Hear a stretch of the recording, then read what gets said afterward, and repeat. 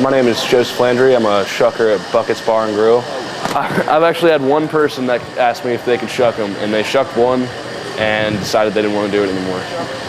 We shuck the oysters so the customer doesn't have to, and it's actually a pretty satisfying job. I have certain clients that come in just for me to shuck their oysters and just for me to personally make them, and this is the same with all the other shuckers.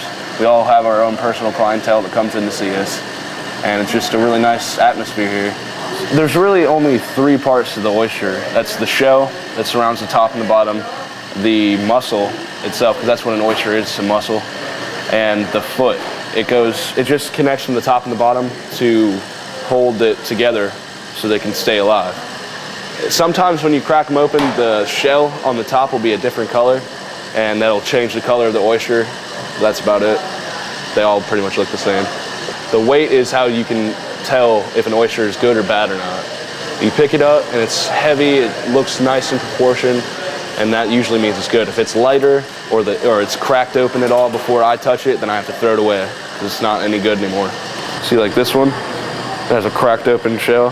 That'd be bad because air and everything can get to it, germs, so that would be a bad oyster. This one's a little bit lighter, so you can tell that it might have been a little bit older from the farm. And this one's heavier, even though that a smaller one might be heavier, it still means it might be better. See, like this one's really heavy, so that means it probably was just farmed before they sent it to us. They can range from as big as my thumb to as big as my head. I mean, they can get stuck together and cluster top. And one right there, one right there, and one right there. How we do it is we pick up the oyster and we look for the back end. The back end will have a split, so you can just stick the knife in. And sometimes if they don't crack as easy, you gotta slam them down. And you just put your shucking knife in there and then pop the top off and cut what we call the foot. It's like their nerve center.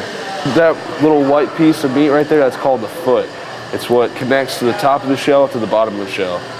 And all we do is, for the raw orders, all we do is we just simply come up like this and then pull the oyster up so it completely cuts the foot. And then we set the plate up with 6 packets of crackers, fork with lemon at the end, and a cup of horseradish and cocktail sauce. The steamed oyster is a same basic setup. What we keep it at is 215 degrees.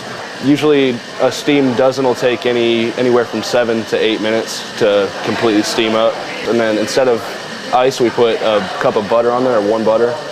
And then sometimes they'll ask for hot sauce to go with it or something. That's about it. A lot of people like the oysters here. I try to pick out all the good ones and serve them as best as I can. And come back to the table or the bar and see how their oysters were and see if they liked them or not. Just keep up tabs on how they were enjoying their oysters. And a lot of people like to call the booger of the sea. That's what people like to call them here. I would rather not think about it. Yeah.